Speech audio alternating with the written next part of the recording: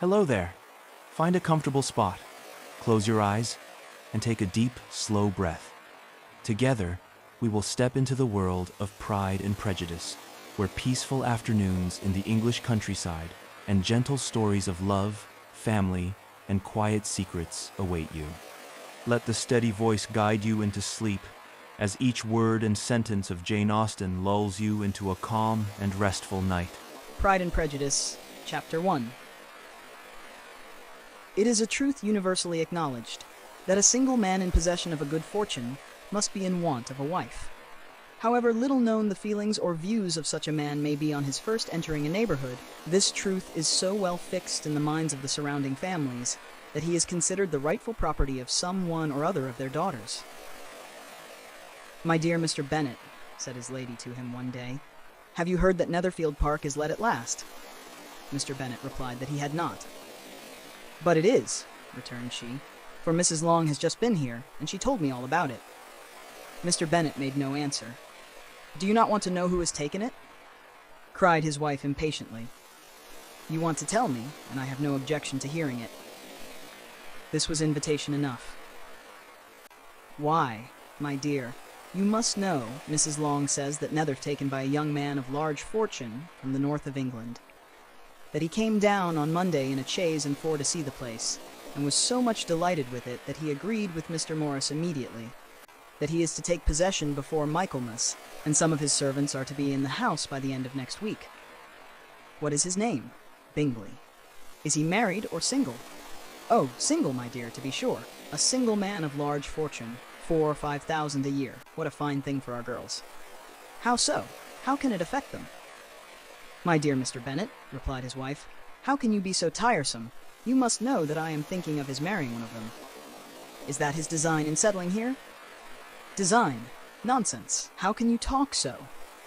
But it is very likely that he may fall in love with one of them, and therefore you must visit him as soon as he comes. I see no occasion for that. You and the girls may go, or you may send them by themselves, which perhaps will be still better, for as you are as handsome as any of them, Mr. Bingley might like you the best of the party. My dear, you flatter me. I certainly have had my share of beauty, but I do not pretend to be anything extraordinary now. When a woman has 5 grown-up daughters, she ought to give over thinking of her own beauty. In such cases, a woman has not often much beauty to think of. But, my dear, you must indeed go and see Mr. Bingley when he comes into the neighborhood. It is more than I engage for, I assure you. But consider your daughters. Only think what an establishment it would be for one of them. Sir William and Lady Lucas are determined to go, merely on that account, for in general, you know, they visit no newcomers. Indeed, you must go, for it will be impossible for us to visit him if you do not. You are over-scrupulous, surely. I dare say Mr. Bingley will be very glad to see you, and I will send a few lines by you to assure him of my hearty consent to his marrying whichever he chooses of the girls, though I must throw in a good word for my little Lizzie. I desire you will do no such thing. Lizzie is not a bit better than the others, and I am sure she is not half so handsome as Jane, nor half so good-humored as Lydia. But you are always giving her the preference. They have none of them much to recommend them, replied he. They are all silly and ignorant like other girls, but Lizzie has something more of quickness than her sisters.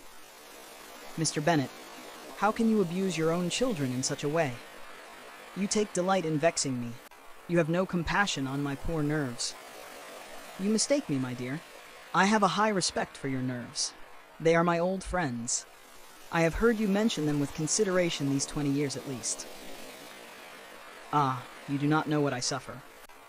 But I hope you will get over it, and live to see many young men of 4,000 a year come into the neighborhood. It will be no use to us if 20 such should come, since you will not visit them.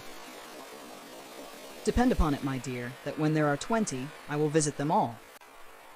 Mr. Bennet was so odd a mixture of quick parts, sarcastic humor, reserve, and caprice, that the experience of 23 years had been insufficient to make his wife understand his character. Her mind was less difficult to develop. She was a woman of mean understanding, little information, and uncertain temper. When she was discontented, she fancied herself nervous. The business of her life was to get her daughters married, Its solace was visiting and news. Pride and Prejudice, Chapter 2. Mr. Bennet was among the earliest of those who waited on Mr. Bingley. He had always intended to visit him, though to the last always assuring his wife that he should not go. Until the evening after the visit was paid, she had no knowledge of it. It was then disclosed in the following manner. Observing his second daughter employed in trimming a hat, he suddenly addressed her with, "I hope Mr. Bingley will like it, Lizzie." "We are not in a way to know what Mr. Bingley likes," said her mother resentfully, "since we are not to visit." "But you forget, mamma," said Elizabeth, "that we shall meet him at the assemblies, and that Mrs. Long promised to introduce him." "I do not believe Mrs. Long will do any such thing. She has 2 nieces of her own. She is a selfish, hypocritical woman, and I have no opinion of her." "No more have I," said Mr. Bennet, "and I am glad to find that you do not depend on her serving you." Mrs. Bennet deigned not to make any reply, but, unable to contain herself, began scolding one of her daughters. "Don't keep coughing so, Kitty, for heaven's sake. Have a little compassion on my nerves. You tear them to pieces." "Kitty has no discretion in her coughs," said her father. "She times them ill." "I do not cough for my own amusement," replied Kitty fretfully. "When is your next ball to be, Lizzie?" "Tomorrow fortnight." "Aye, so it is," cried her mother, "and Mrs. Long does not come back till the day before, so it will be impossible for her to introduce him, for she will not know him herself." "Then, my dear, you may have the advantage of your friend, and introduce Mr. Bingley to her." "Impossible, Mr. Bennet, impossible, when I am not acquainted with him myself. How can you be so teasing?" "I honor your circumspection. A fortnight's acquaintance is certainly very little. One cannot know what a man really is by the end of a fortnight. But if we do not venture, somebody else will, and after all, Mrs. Long and her nieces must stand their chance. And therefore, as she will think it an act of kindness, if you decline the office, I will take it on myself." The girls stared at their father. Mrs. Bennet said only, "Nonsense, nonsense." "What can be the meaning of that emphatic exclamation?" cried he.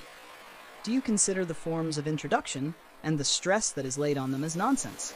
I cannot quite agree with you there. What say you, Mary? For you are a young lady of deep reflection, I know, and read great books and make extracts."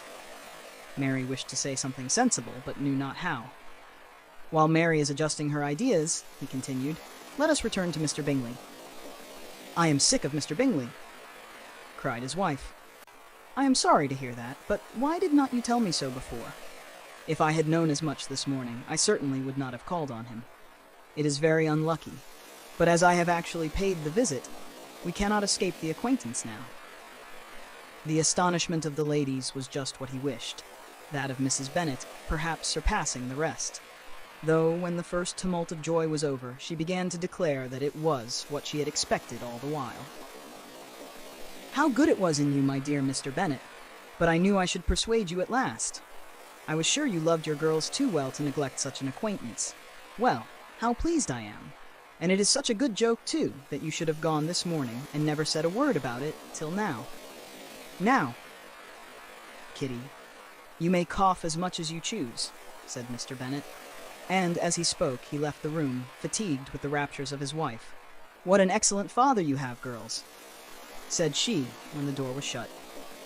"I do not know how you will ever make him amends for his kindness, or me either, for that matter. At our time of life it is not so pleasant, I can tell you, to be making new acquaintances every day, but for your sakes we would do anything. Lydia, my love, though you are the youngest, I dare say Mr. Bingley will dance with you at the next ball." "Oh," said Lydia stoutly, "I am not afraid, for though I am the youngest, I'm the tallest." The rest of the evening was spent in conjecturing how soon he would return Mr. Bennet's visit, and determining when they should ask him to dinner. Pride and Prejudice, Chapter 3. Not all that Mrs. Bennet, however, with the assistance of her 5 daughters, could ask on the subject, was sufficient to draw from her husband any satisfactory description of Mr. Bingley. They attacked him in various ways, with barefaced questions, ingenious suppositions, and distant surmises, but he eluded the skill of them all, and they were at last obliged to accept the second-hand intelligence of their neighbour, Lady Lucas. Her report was highly favourable. Sir William had been delighted with him. He was quite young, wonderfully handsome, extremely agreeable, and to crown the whole, he meant to be at the next assembly with a large party. Nothing could be more delightful. To be fond of dancing was a certain step towards falling in love, and very lively hopes of Mr. Bingley's heart were entertained. "If I can but see one of my daughters happily settled at Netherfield," said Mrs. Bennet to her husband, "and all the others equally well married, I shall have nothing to wish for." In a few days, Mr. Bingley returned Mr. Bennet's visit and sat about 10 minutes with him in his library. He had entertained hopes of being admitted to a sight of the young ladies, of whose beauty he had heard much, but he saw only the father. The ladies were somewhat more fortunate, for they had the advantage of ascertaining from an upper window that he wore a blue coat and rode a black horse. An invitation to dinner was soon afterwards dispatched, and already had Mrs. Bennet planned the courses that were to do credit to her housekeeping, when an answer arrived which deferred it all. Mr. Bingley was obliged to be in town the following day, and consequently unable to accept the honor of their invitation, etc. Mrs. Bennet was quite disconcerted.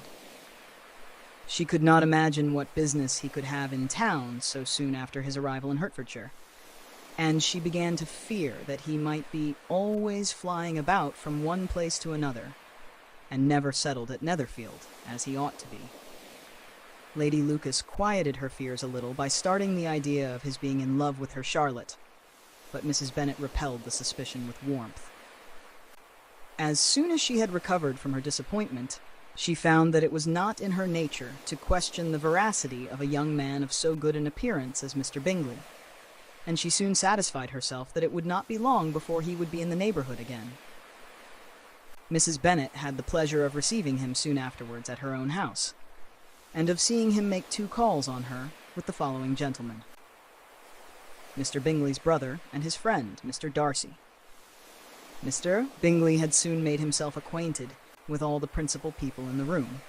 He was lively and unreserved, danced every dance, was angry that the ball closed so early, and talked of giving one himself at Netherfield. Such amiable qualities must speak for themselves. What a contrast between him and his friend! Mr. Darcy danced only once with Mrs. Hurst, and once with Miss Bingley, declined being introduced to any other lady, and spent the rest of the evening in walking about the room, speaking occasionally to one of his own party. His character was decided. He was the proudest, most disagreeable man in the world, and everybody hoped that he would never come there again. Amongst the most violent against him was Mrs. Bennet, whose dislike of his general behavior was sharpened into particular resentment by his having slighted one of her daughters. Elizabeth Bennet had been obliged, by the scarcity of gentlemen, to sit down for 2 dances, and during part of that time Mr. Darcy had stood near enough for her to hear a conversation between him and Mr. Bingley, who came from the dance for a few minutes, to press his friend to join it. "Come, Darcy," said he, "I must have you dance. I hate to see you standing about by yourself in this stupid manner. You had much better dance." "I certainly shall not. You know how I detest it, unless I am particularly acquainted with my partner. At such an assembly as this, it would be insupportable. Your sisters are engaged, and there is not another woman in the room whom it would not be a punishment to me to stand up with." "I would not be so fastidious as you are," cried Bingley, "for a kingdom. Upon my honor, I never met with so many pleasant girls in my life as I have this evening, and there are several of them you see uncommonly pretty." "You are dancing with the only handsome girl in the room," said Mr. Darcy, looking at the eldest Miss Bennet. "Oh, she is the most beautiful creature I ever beheld. But there is one of her sisters sitting down just behind you who is very pretty, and I dare say very agreeable. Do let me ask my partner to introduce you." "Which do you mean?" And turning round, he looked for a moment at Elizabeth, till, catching her eye, he withdrew his own, and coldly said, "She is tolerable, but not handsome enough to tempt me, and I am in no humor at present to give consequence to young ladies who are slighted by other men. You had better return to your partner and enjoy her smiles, for you are wasting your time with me." Mr. Bingley followed his advice. Mr. Darcy walked off, and Elizabeth remained with no very cordial feelings towards him. She told the story, however, with great spirit among her friends, for she had a lively, playful disposition, which delighted in anything ridiculous. The evening altogether passed off pleasantly to the whole family. Mrs. Bennet had seen her eldest daughter much admired by the Netherfield party. Mr. Bingley had danced with her twice, and she had been distinguished by his sisters. Jane was as much gratified by this as her mother could be, though in a quieter way. Elizabeth felt Jane's pleasure. Mary had heard herself mentioned to Miss Bingley as the most accomplished girl in the neighborhood, and Catherine and Lydia had been fortunate enough never to be without partners, which was all that they had yet learnt to care for at a ball. They returned, therefore, in good spirits to Longbourn, the village where they lived, and of which they were the principal inhabitants. Chapter 4. When Jane and Elizabeth were alone, the former, who had been cautious in her praise of Mr. Bingley before, expressed to her sister just how very much she admired him. "He is just what a young man ought to be," said she, "sensible, good-humoured, lively, and I never saw such happy manners. So much ease, with such perfect good breeding." "He is also handsome," replied Elizabeth, "which a young man ought likewise to be, if he possibly can. His character is thereby complete. I was very much flattered by his asking me to dance a second time. I did not expect such a compliment." "Did not you? I did for you. But that is one great difference between us. Compliments always take you by surprise, and me never. What could be more natural than his asking you again? He could not help seeing that you were about 5 times as pretty as every other woman in the room. No thanks to his gallantry for that. Well, he certainly is very agreeable, and I give you leave to like him. You have liked many a stupider person." "Dear Lizzie? Oh, you are a great deal too apt, you know, to like people in general. You never see a fault in anybody. All the world are good and agreeable in your eyes. I never heard you speak ill of a human being in your life." "I would not wish to be hasty in censuring anyone, but I always speak what I think." "I know you do, and it is that which makes the wonder. With your good sense, to be so honestly blind to the follies and nonsense of others. Affectation of candor is common enough, one meets it everywhere. But to be candid without ostentation or design, to take the good of everybody's character and make it still better, and say nothing of the bad, belongs to you alone. And so you like this man's sisters too, do you? Their manners are not equal to his." "Certainly not, at first, but they are very pleasing women when you converse with them. Miss Bingley is to live with her brother and keep his house, and I am much mistaken if we shall not find a very charming neighbour in her." Elizabeth listened in silence, but was not convinced. Their behaviour at the assembly had not been calculated to please in general, and with more quickness of observation and less pliancy of temper than her sister, and with a judgment too unassailed by any attention to herself, she was very little disposed to approve them. They were in fact very fine ladies, not deficient in good humour when they were pleased, nor in the power of making themselves agreeable when they chose it, but proud and conceited. They were rather handsome, had been educated in one of the first private seminaries in town, had a fortune of £20,000, were in the habit of spending more than they ought, and of associating with people of rank, and were therefore in every respect entitled to think well of themselves and meanly of others. They were of a respectable family in the north of England, a circumstance more deeply impressed on their memories than that their brother's fortune and their own had been acquired by trade. Mr. Bingley inherited property to the amount of nearly £100,000 from his father, who had intended to purchase an estate, but did not live to do it. Mr. Bingley intended it likewise, and sometimes made choice of his county, but as he was now provided with a good house and the liberty of a manor, it was doubtful to many of those who best knew the easiness of his temper whether he might not spend the remainder of his days at Netherfield, and leave the next generation to purchase. His sisters were anxious for his having an estate of his own, but though he was now established only as a tenant, Miss Bingley was by no means unwilling to preside at his table, nor was Mrs. Hurst, who had married a man of more fashion than fortune, less disposed to consider his house as her home when it suited her. Mr. Bingley was good-looking and gentlemanlike. He had a pleasant countenance and easy, unaffected manners. His sisters were fine women, with an air of decided fashion. His brother-in-law, Mr. Hurst, merely looked the gentleman, but his friend, Mr. Darcy, soon drew the attention of the room by his fine, tall person, handsome features, noble mind, and the report, which was in general circulation within 5 minutes after his entrance, of his having 10,000 a year. The gentlemen pronounced him to be a fine figure of a man.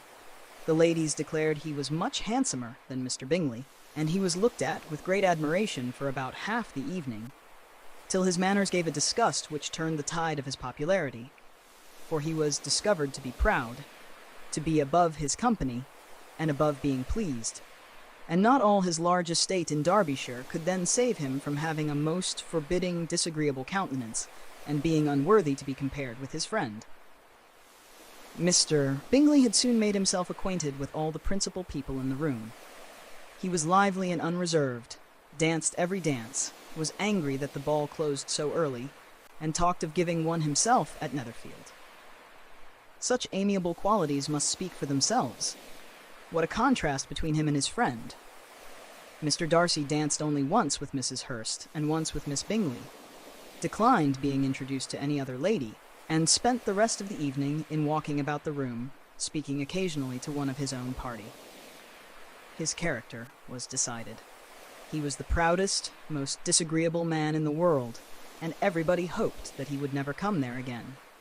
Amongst the most violent against him was Mrs. Bennet, whose dislike of his general behavior was sharpened into particular resentment by his having slighted one of her daughters. Elizabeth Bennet had been obliged, by the scarcity of gentlemen, to sit down for 2 dances, and during part of that time Mr. Darcy had stood near enough for her to hear a conversation between him and Mr. Bingley, who came from the dance for a few minutes to press his friend to join it. "Come, Darcy," said he, "I must have you dance. I hate to see you standing about by yourself in this stupid manner. You had much better dance. I certainly shall not. You know how I detest it, unless I am particularly acquainted with my partner. At such an assembly as this, it would be insupportable. Your sisters are engaged, and there is not another woman in the room whom it would not be a punishment to me to stand up with." "I would not be so fastidious as you are," cried Bingley, "for a kingdom. Upon my honor, I never met with so many pleasant girls in my life as I have this evening, and there are several of them, you see, uncommonly pretty." "You are dancing with the only handsome girl in the room," said Mr. Darcy, looking at the eldest Miss Bennet. "Oh, she is the most beautiful creature I ever beheld, but there is one of her sisters sitting down just behind you who is very pretty, and I dare say very agreeable. Do let me ask my partner to introduce you." "Which do you mean?" And turning round, he looked for a moment at Elizabeth, till, catching her eye, he withdrew his own and coldly said, "She is tolerable, but not handsome enough to tempt me, and I am in no humor at present to give consequence to young ladies who are slighted by other men. You had better return to your partner and enjoy her smiles, for you are wasting your time with me." Mr. Bingley followed his advice. Mr. Darcy walked off, and Elizabeth remained with no very cordial feelings towards him. She told the story, however, with great spirit among her friends, for she had a lively, playful disposition, which delighted in anything ridiculous. The evening altogether passed off pleasantly to the whole family. Mrs. Bennet had seen her eldest daughter much admired by the Netherfield party. Mr. Bingley had danced with her twice, and she had been distinguished by his sisters. Jane was as much gratified by this as her mother could be, though in a quieter way. Elizabeth felt Jane's pleasure. Mary had heard herself mentioned to Miss Bingley as the most accomplished girl in the neighborhood, and Catherine and Lydia had been fortunate enough never to be without partners, which was all that they had yet learnt to care for at a ball.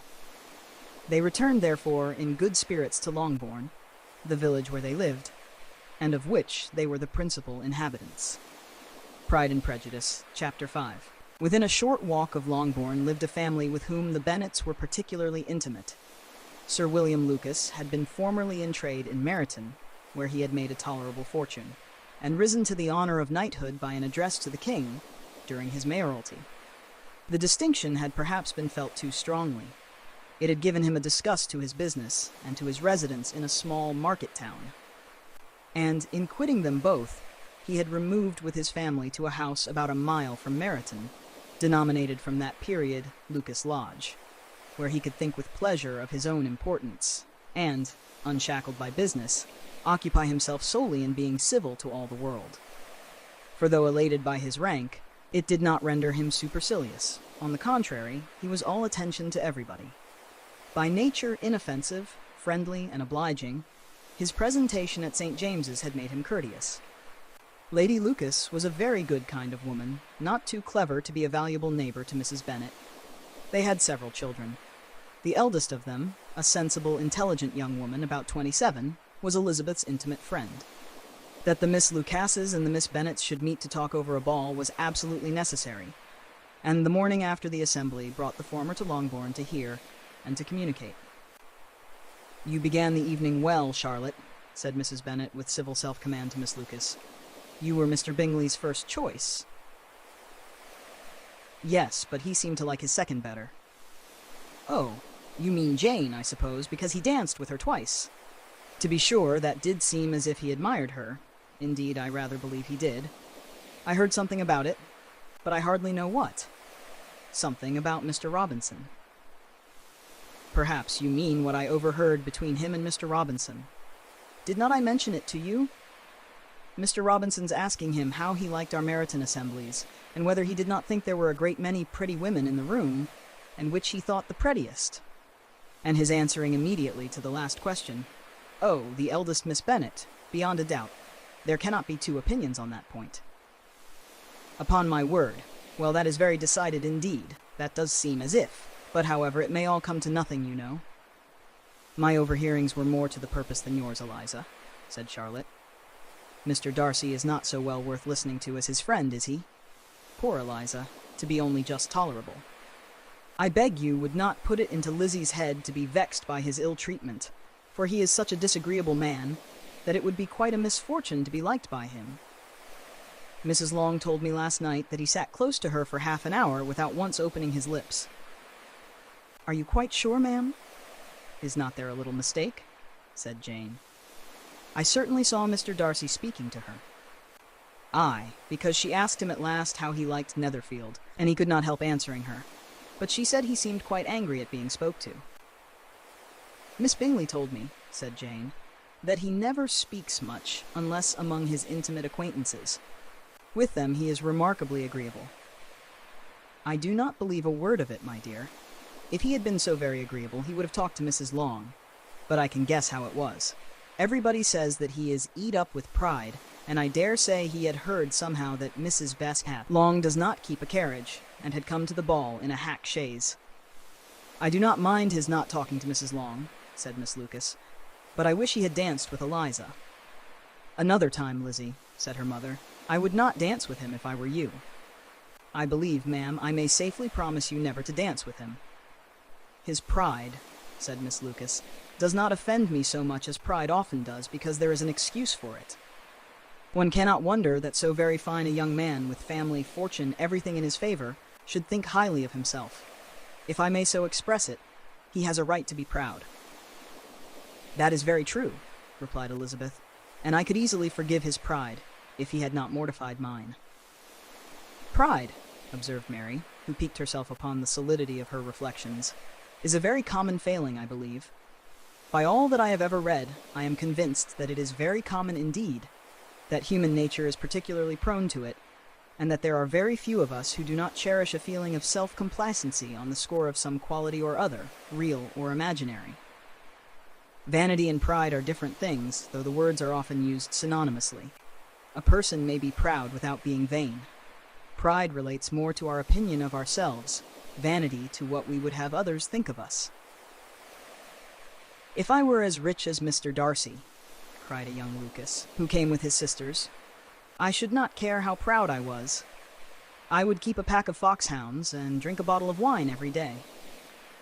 "Then you would drink a great deal more than you ought," said Mrs. Bennet, "and if I were to see you at it, I should take away your bottle directly." The boy protested that she should not. She continued to declare that she would, and the argument ended only with the visit. Pride and Prejudice, Chapter 6. The Longs, a respectable family living at Meryton, were intimate friends of the Bennets, and it was to them that the Miss Bennets were indebted for many invitations to parties and balls. It was through Mrs. Long that Jane received her first invitation to visit the Bingleys at Netherfield, and through her that the acquaintance with Miss Bingley and her family began. Miss Bingley, Mrs. Hurst's sister, was a woman of superior education and of elegant manners, who delighted in showing off her accomplishments and in attracting attention. She had a quick eye for any advantage that might enhance her own importance and render her social position more prominent. Mrs. Bennet, whose chief delight was to see her daughters well married, could hardly contain her satisfaction at the prospect of Jane's connection with Mr. Bingley. She eagerly anticipated their growing intimacy and speculated on the happiness that would result from it. Her pride in her daughters, particularly Jane, often led her to exaggerate their qualities, though she was sincere in her admiration and affection. Elizabeth, meanwhile, was more observant of character than her mother. She noted the contrast between Bingley's easy and agreeable manners and Darcy's proud and reserved behavior. She could not help seeing that Darcy was handsome and intelligent, yet she found his haughtiness disagreeable. It was this very mixture of qualities that excited Elizabeth's curiosity and set the stage for the misunderstandings and eventual romance that would develop between them. The proximity of Netherfield allowed the Bennets to interact frequently with Bingley and his sisters. Jane's gentle disposition and Elizabeth's lively, discerning nature ensured that they were both favorably noticed. Elizabeth's sense of humor and capacity for observation often led her to comment on social foibles, providing entertainment for her family and illustrating the difference in temperament between herself and those around her. At this stage, the seeds of future conflicts and misunderstandings were sown as pride, prejudice, and social ambition began to influence interactions between the families. The combination of Bingley's affability, Darcy's reserve, and the Bennet family's enthusiasm created a lively social scene, with the promise of both enjoyment and complication. Pride and Prejudice, Chapter 7. The next morning, Jane Bennet was awakened by the most delightful news, an invitation from Miss Bingley to visit Netherfield. It was the beginning of a closer acquaintance that would allow the sisters to interact more freely with Bingley and his family. Mrs. Bennet's spirits were immediately elevated, and she resolved that Elizabeth should accompany Jane, believing it would strengthen their prospects of advantageous connections. Elizabeth, although pleased for her sister, felt some apprehension. She was aware that Miss Bingley's civility might conceal a mixture of curiosity and social calculation. Nevertheless, she was determined to make the best impression and to observe the manners and dispositions of the Netherfield party closely. The journey to Netherfield was accomplished on horseback, a fact which Elizabeth recognized might be interpreted by some as a lack of proper elegance. She was, however, determined to maintain her independence and composure. Jane, as ever, was gentle and amiable, focusing on the positive aspects of the visit and the possibility of pleasing their hosts. Upon arrival, they were greeted with warmth and politeness. Bingley was visibly pleased to see Jane, and his attentions confirmed the favorable impression she had already made. Miss Bingley, on the other hand, displayed a mixture of friendliness and subtle rivalry.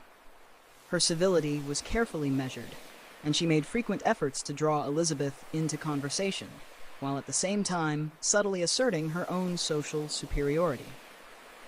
Mrs. Bennet, satisfied with the success of the visit, returned home confident that the attachment between Jane and Bingley was progressing favorably. Elizabeth, meanwhile, continued to observe with keen attention, noting the interactions, the nuances of character, and the beginning of the subtle social dynamics that would play a significant role in the development of future events. Thus, the stage was set for deeper acquaintance, social maneuvering, and the gradual unfolding of the complex interplay of pride, prejudice, and attraction that would define the relationships between the Bennet family and their wealthy neighbors. Pride and Prejudice, Chapter 8. Elizabeth's visit to Netherfield proved to be more eventful than she had anticipated. The house itself, spacious and elegantly furnished, spoke of comfort and wealth, and her first impressions were shaped by the polite attentions of Bingley's sisters.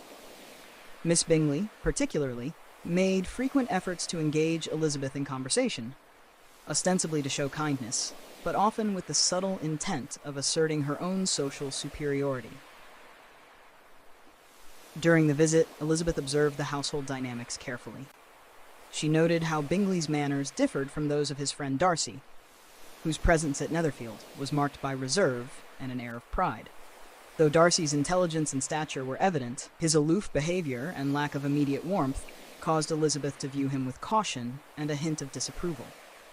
Bingley, in contrast, continued to be affable, lively, and attentive, displaying a genuine interest in Jane and in making Elizabeth feel welcome. His easy manner and evident delight in Jane's company confirmed for Elizabeth the impression she had formed at the assembly, that Bingley was sincere, good-natured, and without affectation. The visit also highlighted the contrasting personalities and priorities of the Netherfield sisters.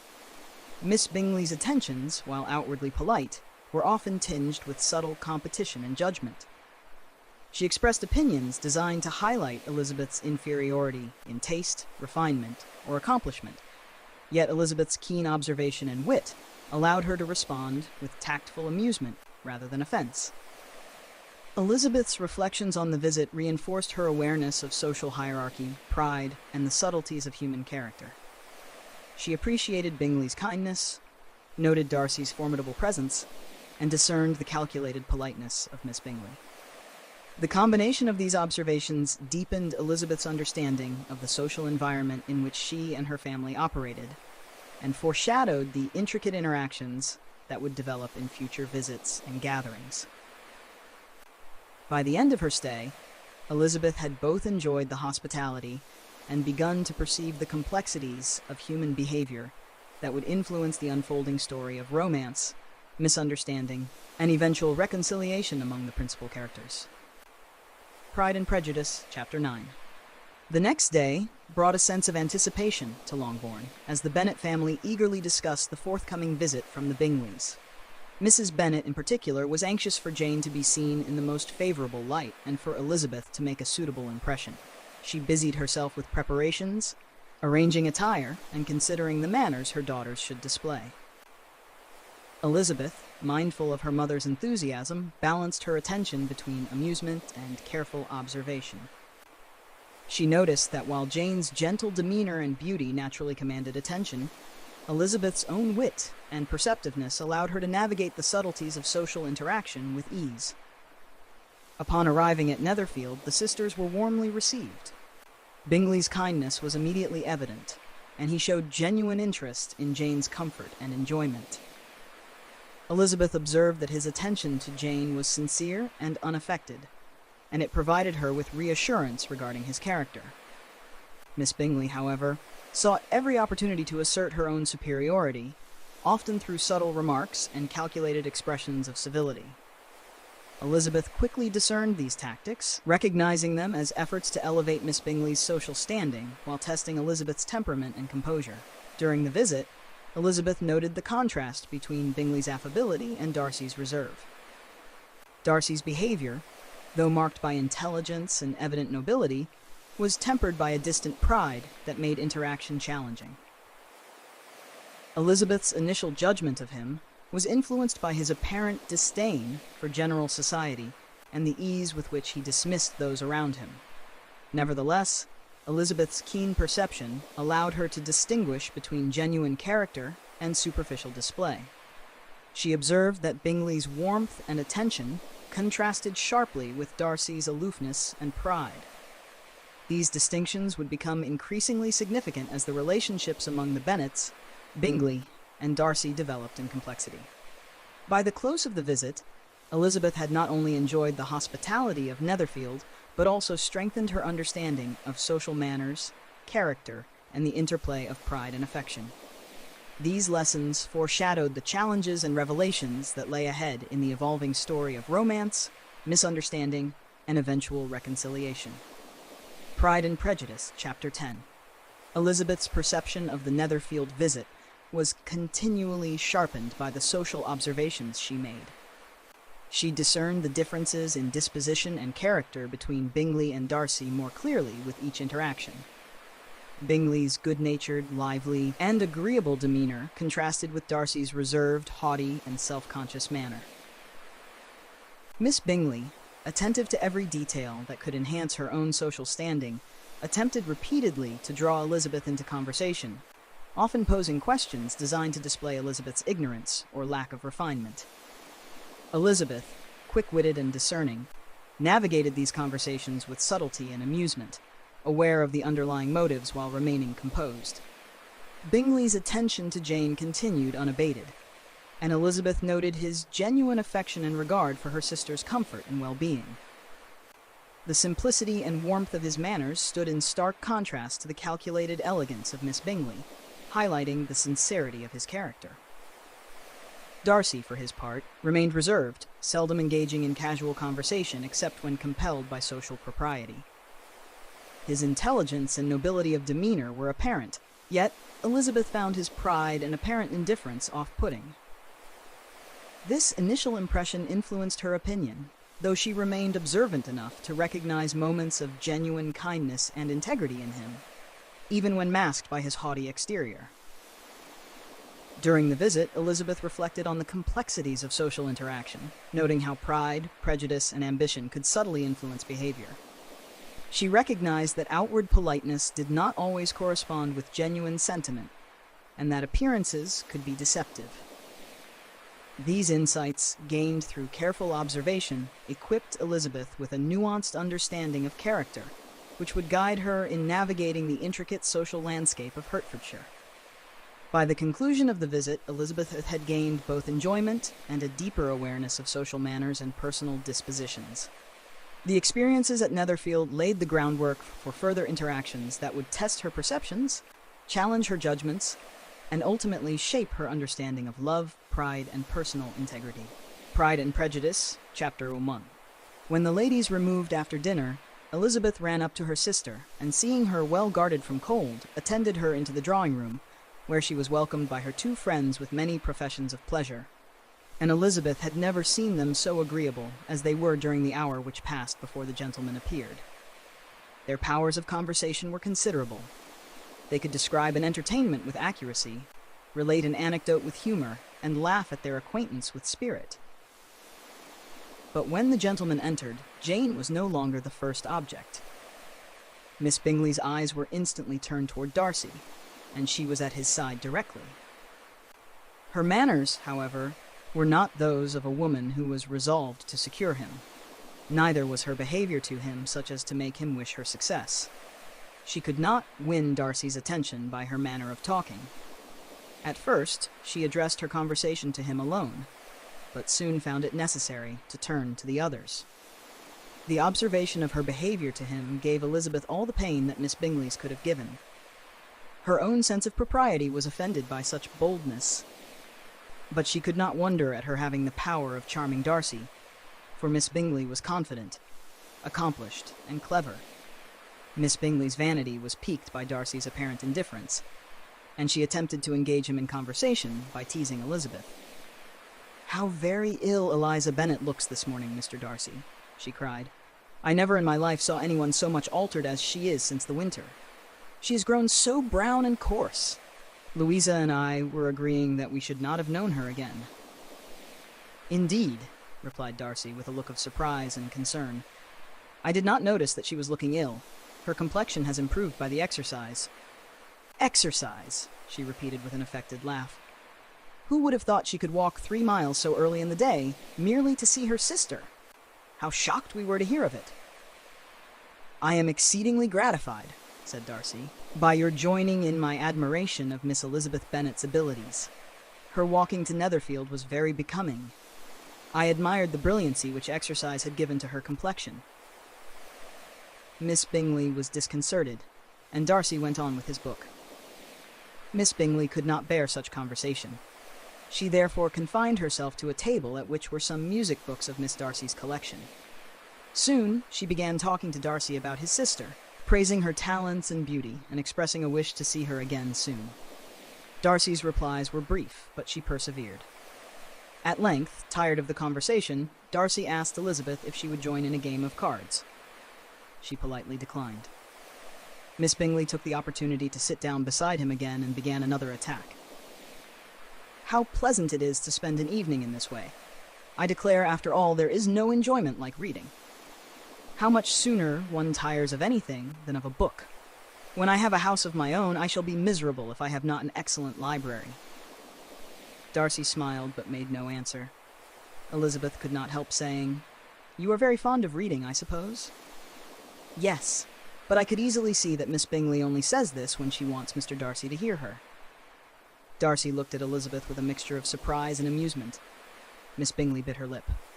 When tea was over, the card tables were placed, and everyone was occupied except Elizabeth, who continued her observation of Darcy's behavior. He seemed, by turns, thoughtful, admiring, and reserved, and though his manners toward Miss Bingley were always proper, Elizabeth could perceive that his attention often wandered to herself. Her own feelings were divided. She could not like him, yet she began to be curious about him. There was something in his manner that puzzled and interested her, even while his pride offended her judgment. The evening concluded with civility on all sides, and Elizabeth, when she retired, found herself thinking more of Mr. Darcy than she had ever intended. Pride and Prejudice, Chapter 12. In consequence of an agreement between the sisters, Elizabeth wrote the next morning to their mother, to beg that the carriage might be sent for them in the course of the day. But Mrs. Bennet, who had calculated on her daughters remaining at Netherfield till the following Tuesday, sent them word that they could not possibly have the carriage before. She was, however, much too glad to see Jane in so fair a way of securing a husband to wish her to be in any hurry. Her answer, therefore, was as follows. Open quote, "My dear, you cannot possibly have the carriage before Tuesday. I am sure your father cannot spare the horses so long. Pray make use of Mr. Bingley's, and tell your sister that I am extremely happy to hear of her mending so handsomely. Pray let Mr. Bingley know that I am most sincerely obliged to him for his kindness to her, but accept it yourself, my dear Lizzie, for coming down so soon. I send my love to all. Your affectionate mother, M. Bennet." Close quote. After reading this note aloud, Elizabeth was a little vexed, but as her mother's scheme did not appear to make Bingley uneasy, she soon resolved to be satisfied. Their visitors came, and Elizabeth had the pleasure of seeing her mother's delight and Jane's composure. Miss Bingley's civility increased, and her brother's attention was steady.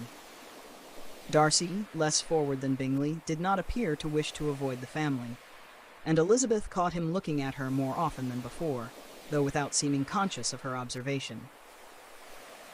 A short time afterwards, Mrs. Bennet's impatience to get home was not equal to her satisfaction in Jane's being admired. She protested that she could not possibly go till Tuesday, and Elizabeth, in her heart, was glad of her mother's delay, since by staying longer she might see more of Mr. Bingley's real character, which she could not yet wholly determine. At length the carriage arrived, and Mrs. Bennet, with her usual volubility, took leave of the whole party. Her manners were not calculated to make the impression which she intended, but her real joy in Jane's having been so distinguished was not lessened by her lack of elegance. Elizabeth took leave of the Bingleys in all the composure which perfect civility required, and returned home with her sister in high spirits, convinced that the prospect of Jane's happiness with Bingley was as fair as circumstances could make it. Pride and Prejudice, Chapter 13. I must now introduce a new character into our story, Mr. Collins, the heir to the Longbourn estate. The entail of Mr. Bennet's property, which was to pass after his death to a male heir, had long been a matter of great discontent to his wife and daughters. As Mr. Bennet had no son, the estate was to go to a distant male relation, and Mr. Collins, a clergyman, was that fortunate man. Mr. Collins was not a sensible man, and the deficiency of nature had been but little assisted by education or society, the greatest part of his life having been spent under the guidance of an illiterate and miserly father. He had, however, a very humble opinion of himself when he first entered the world, for he had received ordination at the recommendation of Lady Catherine de Bourgh, whose bounty and patronage had secured him a living in her gift, the rectory of Hunsford, near Rosings Park. Lady Catherine was a noblewoman of great wealth and high rank, proud of her influence and her connections. Mr. Collins, deeply conscious of the honor she had conferred upon him, considered it his duty to be most respectful to her, to imitate her manners, and to frequent her table whenever he could. His adoration of Lady Catherine was sincere, though ridiculous. When Mr. Collins heard of the entail of Longbourn and that the 5 Miss Bennets were to lose their home at their father's death, he thought it an act of great kindness and condescension on his part to choose one of them for a wife. he wrote a letter to Mr. Bennet to announce his intention of visiting Longbourn and to express his desire of making amends, as far as he could, for the injustice which had deprived them of the estate. The letter ran as follows, open quote, Hunsford, near Westerham, Kent. Dear Sir, the disagreement subsisting between yourself and my late honored father always gave me much uneasiness, and since I have had the misfortune to lose him, I have frequently wished to heal the breach, but for some time I was kept back by my own doubts of your resentment and the uncertainty of your reception. My mind, however, is now made up on the subject. For having received ordination at Easter, I have been so fortunate as to be distinguished by the patronage of the Right Honourable Lady Catherine de Bourgh, widow of Sir Louis de Bourgh, whose bounty and beneficence have preferred me to the valuable rectory of Hunsford, where it shall be my earnest endeavour to demean myself with grateful respect toward her ladyship, and be ever ready to perform those rites and ceremonies which are instituted by the Church of England. As a clergyman, moreover, I feel it my duty to promote and establish the blessing of peace in all families within the reach of my influence.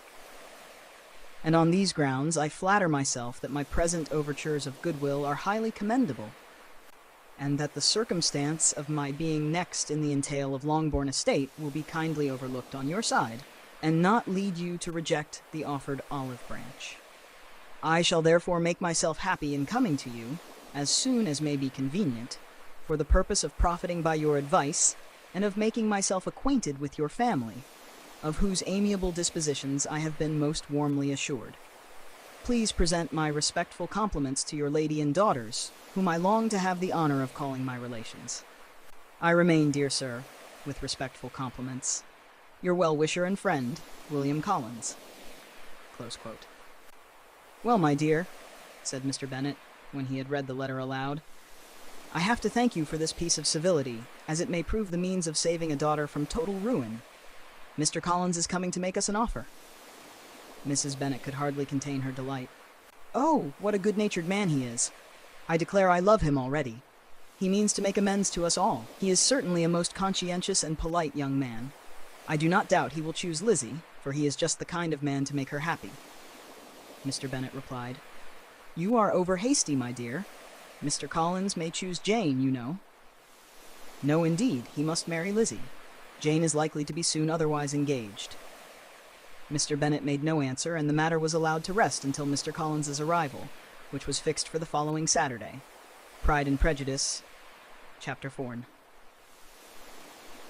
Mr. Collins was punctual to his time, and was received with great politeness by the whole family.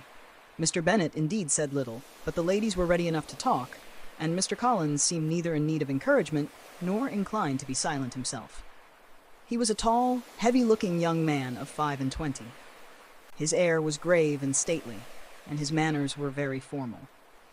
He had not been long seated before he began to make compliments to Mrs. Bennet on having so fine a family of daughters, said he had heard much of their beauty, but that in this instance fame had fallen short of the truth, and added that he did not doubt her seeing them all in due time well disposed of in marriage. This gallantry was not much to the taste of some of his hearers, but Mrs. Bennet, who quarrelled with no compliments, answered most readily, You are very kind, sir. I am sure we are much obliged to you. I am certain my daughters have every disposition to make them happy. I do not know of anybody who deserves them more than Mr. Bingley, and I am very glad to find that you are so disposed to think well of him. Mr. Collins was not a sensible man, and the deficiency of nature had been but little assisted by education or society. The greatest part of his life having been spent under the guidance of an illiterate and miserly father, and though he belonged to one of the universities, he had merely kept the necessary terms without forming at it any useful acquaintance. The subjection in which his father had brought him up had given him originally great humility of manner, but it was now a good deal counteracted by the self-conceit of a weak head, living in retirement, and the consequential feelings of early and unexpected prosperity. A mixture of pride and obsequiousness, self-importance and humility marked his character. Having now a good house and a very sufficient income, he intended to marry. Having heard that the Bennet girls were all well educated, and that some of them were very pretty, he considered that choosing one of them for a wife would be an excellent match, at once an act of duty and convenience. After a short silence following his speech to Mrs. Bennet, he said, "You may imagine, madam, that I am happy on every occasion to offer those little delicate compliments which are always acceptable to ladies. It is my wish to live in all charity with my neighbors, and I am happy to think that I have been so fortunate as to gain the approval of Lady Catherine de Bourgh, my noble patroness, whose bounty and beneficence have been of such great importance to me." This mention of his patroness gave him fresh courage, and he proceeded to relate many particulars about her mansion, her style of living, and the grandeur of her daughters. "Lady Catherine," he said, "is a most respectable, sensible woman, and her daughter, Miss de Bourgh, will have a very large fortune. She is unfortunately of a sickly constitution, but otherwise most charming and accomplished. Lady Catherine's attention to her health is extraordinary, and I think I have scarcely ever seen a more devoted mother.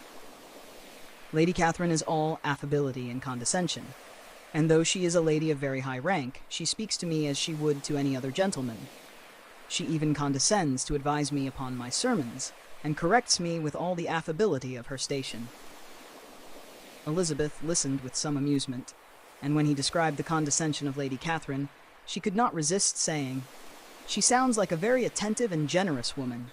I am sure she must be a great blessing to her parish." Mr. Collins assented gravely. "Indeed she is, Miss Elizabeth. Her advice on every subject is most useful. I owe to her kindness the rectory of Hunsford, and I cannot imagine anyone in the world more capable of giving advice than Lady Catherine de Bourgh. She often says, 'Mr. Collins, you must marry. Choose properly, choose a gentlewoman, for a clergyman should set the example of matrimony in his parish.'" Mrs. Bennet's eyes sparkled at this, and she could not resist saying, "And what kind of lady do you mean to choose, sir?" "I am very glad you asked me, madam," he replied, "for it is my intention to choose one of your daughters. My reasons for marrying are, first, that I think it right for every clergyman to set the example of matrimony in his parish. Secondly, that I am convinced it will add very greatly to my happiness. And thirdly, which perhaps I ought to have mentioned earlier, that it is the particular advice and recommendation of my noble patroness, Lady Catherine de Bourgh. And as to why I have fixed on Longbourn, it is because it is the nearest estate to my own, and because, by marrying one of your daughters, I can do something toward healing the breach that has long subsisted between our families." This announcement was received with great satisfaction by Mrs. Bennet. She began to name her daughters in her mind, considering which would be most suitable. Elizabeth guessed what she was thinking, and could not help smiling. After tea, Mr. Collins asked to read aloud to the ladies, and the book chosen was Fordyce's Sermons. He read with great solemnity and unction, but after a few pages, Lydia began to whisper to Kitty, and he found himself interrupted. Mrs. Bennet scolded them, and Mr. Collins, though offended, resumed his reading until the gentlemen entered, and the visit concluded for the evening. Pride and Prejudice, Chapter 15. Mr. Collins was not a sensible man, and the deficiency of nature had been but little assisted by education or society, but he had a great deal of self-consequence, and though he had not a good understanding, he had a very good opinion of himself. The respect which he felt for Lady Catherine's high rank, and his veneration for her advice, were sufficient to ensure his happiness in his choice of a wife, provided she were humble and grateful. His plan did not vary on seeing the Miss Bennets. The eldest he admired most, and his plan was to marry her, if he found her amiable, but he soon made up his mind that she was likely to be very soon engaged by Mr. Bingley, and therefore felt that it would be wise to fix his attention on her next sister, Elizabeth. Mrs. Bennet's plans for her daughters were almost equally divided between the two, and Elizabeth's chance of being Mr. Collins's choice was soon evident when he began to compliment her and listen to her with evident satisfaction.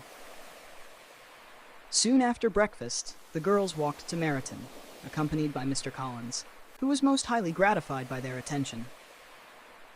They had scarcely entered the town before they were met by one of the younger officers, whose appearance was immediately hailed with delight by the younger Bennet sisters. He was Lieutenant Wickham, a most gentlemanlike and pleasing young man, As they were talking together, they were joined by Mr. Denny, who introduced Mr. Wickham to Mr. Collins and the ladies. Mr. Wickham and Elizabeth happened to be nearest each other, and began to converse with mutual animation.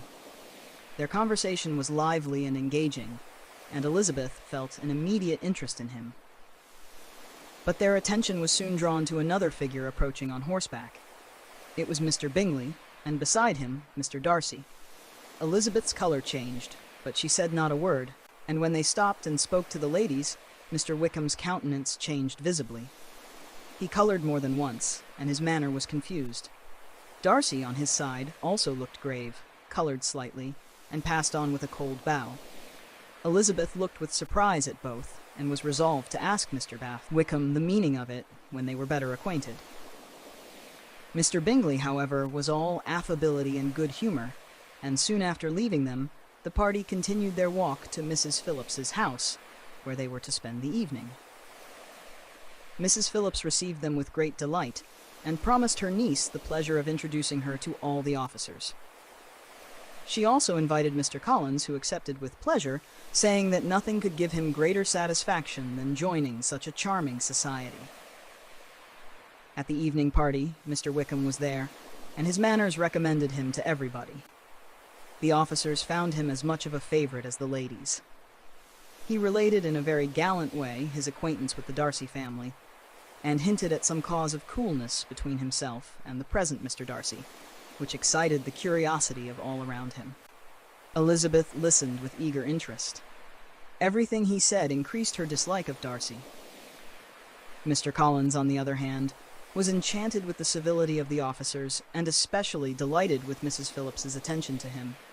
And when they parted, he was so far pleased with the evening that he thought himself obliged to make her a formal speech of thanks for her hospitality.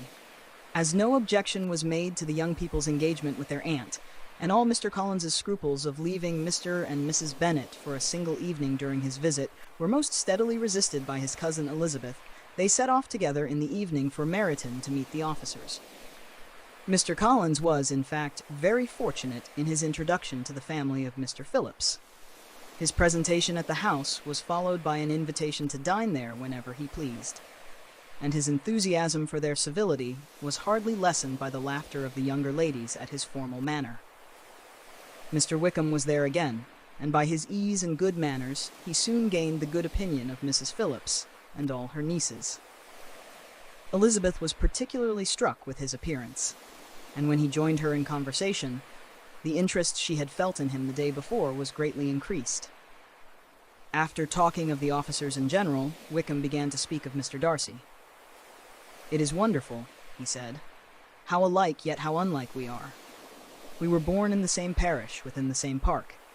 The greatest part of our youth was passed together, and we were educated at the same school. My father was steward to his estate, and particularly attached to the late Mr. Darcy. He was the kindest man that ever lived, and I was his godson. His wish was that I should be brought up for the church, and that the present Mr. Darcy should promote it when the time came. But his son thought differently. His father died, and Mr. Darcy ignored his will and refused to provide for me." Elizabeth listened with astonishment. "But surely," said she, "you must have been misinformed. How could Mr. Darcy behave so unjustly?" "I have no wish to accuse him beyond the truth," replied Wickham, "but I must confess I believe him capable of anything. His pride, his selfish disdain of the feelings of others, will be a sufficient excuse for what he has done. His father's affection for me was such that I was to have been provided for in the living of Kympton, which was to become vacant. But Darcy gave it to another man." Elizabeth could not help expressing her indignation. "This is quite shocking, but he deserves to be publicly exposed." "It has often occurred to me," said Wickham, "but I would not wish to distress his sister, who is a sweet girl. I know her too well to wish her pain." Elizabeth's compassion for Wickham increased. She believed him to be ill-used, and was delighted to find a person who had suffered so much injustice from the proud Darcy. When they rejoined the others, she could not help observing that Darcy was not to be mentioned without some kind of restraint. Wickham's name was never heard without exciting a glance from Bingley and his sisters, while Darcy looked grave and silent whenever the subject arose. Later, Elizabeth reflected on what Wickham had told her. His manner had the charm of truth. His story seemed so consistent and his countenance so open that she could not doubt his sincerity. Darcy, on the other hand, had always been proud, disagreeable, and capable of such behavior. The evening concluded with cards and conversation. Mr. Collins, in the excess of his good breeding, complimented Mrs. Phillips on the arrangements of the room and praised the elegance of the supper with elaborate formality. He even whispered to Elizabeth that he meant to offer his thanks to the hostess before he left, in the form of a short speech. Elizabeth tried in vain to stop him, but when the party broke up, he walked gravely to Mrs. Phillips and began his prepared address. It was a long and solemn speech of gratitude and respect, which Mrs. Phillips received with great pleasure, though some of the younger guests could hardly keep their countenances. When they returned home, Elizabeth's thoughts were all fixed on Mr. Wickham's story. She could not sleep for thinking of his wrongs and Darcy's cruelty. Elizabeth related to Jane the next day what had passed between Mr. Wickham and herself.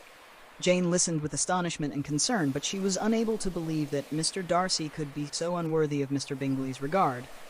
And yet, it was not in her nature to question the veracity of a young man of such amiable appearance as Wickham. "It is difficult indeed," said she, "to know whom to trust. I cannot help but hope that Mr. Darcy has been misrepresented, but it is dreadful to think ill of anyone. I would rather believe that both have been partly in the wrong." Elizabeth could not agree with her. "You are too good," she replied. "I cannot help laughing at your straightforward honesty.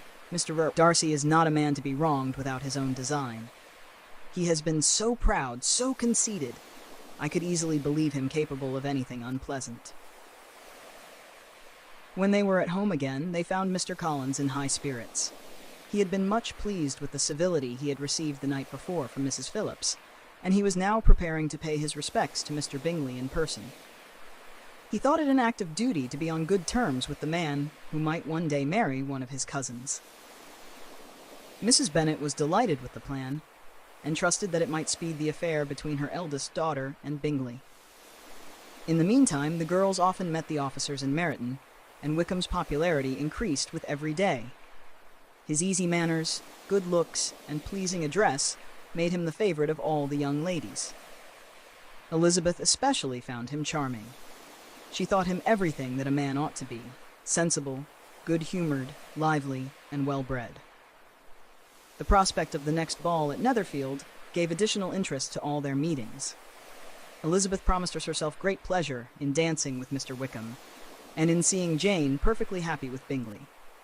Mrs. Bennet, in her exultation, declared that she expected to see her two eldest daughters settled before winter was over. Elizabeth tried to laugh her mother out of such predictions, but Mrs. Bennet was too much elated to listen to reason. Till Elizabeth entered the drawing-room at Netherfield and looked in vain for Mr. Wickham among the cluster of red coats there assembled, a doubt of his being present had never occurred to her. The first two dances, however, brought a return of Mr. Collins, who came to claim her hand, and she was obliged to accept him for her partner. Her spirits sank a little at the idea of being obliged to dance with him, especially as she had looked forward to a dance with Wickham with great pleasure. Mr. Collins's company was, in fact, very embarrassing. He was solemn, pompous, and obtrusive, talking incessantly of Lady Catherine de Bourgh, and praising her condescension and virtue in such a manner as to make Elizabeth nearly laugh aloud.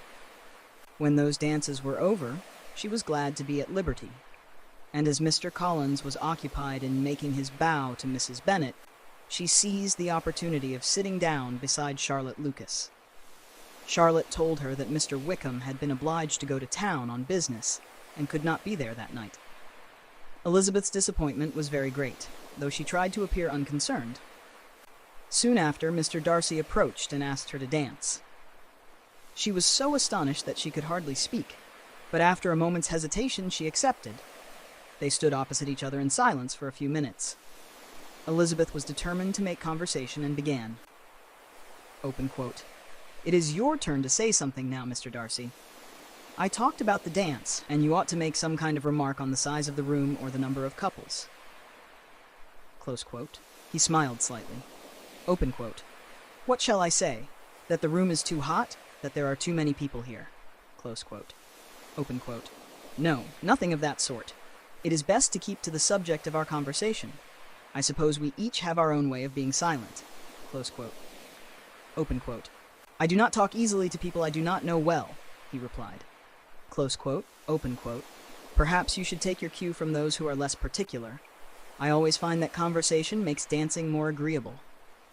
Close quote. They continued to dance in silence. Elizabeth was annoyed, but curious, and at last said, open quote, I wonder if Mr. Wickham is much liked in town. Close quote. The effect of this observation was immediate. Darcy's face darkened, and he said, with forced calmness, open quote, Wickham's acquaintance has been very limited. He is not, I believe, much talked of. Close quote. Open quote. His manners are so very engaging that it must be difficult for his acquaintance to remain limited. Close quote. Open quote. His manners, I think, are exactly what they ought to be, easy and unaffected, Darcy replied coldly. Close quote. Elizabeth said no more, and they finished their dance in silence. When she related the scene to Charlotte later, her friend observed, open quote, he must be in love with you, Lizzie, or he would not act so strangely. Close quote. Elizabeth laughed, open quote, in love with me? Nonsense. I can more easily believe he hates me. Close quote. As the evening went on, Mrs. Bennet's behavior grew increasingly embarrassing. She spoke loudly about Jane's prospects with Bingley, and her vulgar hints were overheard by Darcy, whose face betrayed his disgust. Elizabeth's mortification was severe. Mr. Collins, meanwhile, had added to the awkwardness by approaching Mr. Darcy with great solemnity, expressing his admiration of Pemberley and of Lady Catherine's kindness, and even hinting at their connection. Darcy received his civility with a mixture of pride and coldness, which completely escaped Mr. Collins's notice. At the close of the evening, Elizabeth's spirits were low. Her hopes of Wickham's presence had been disappointed, her family's behavior had mortified her, and she felt more than ever convinced of Darcy's pride and Wickham's charm.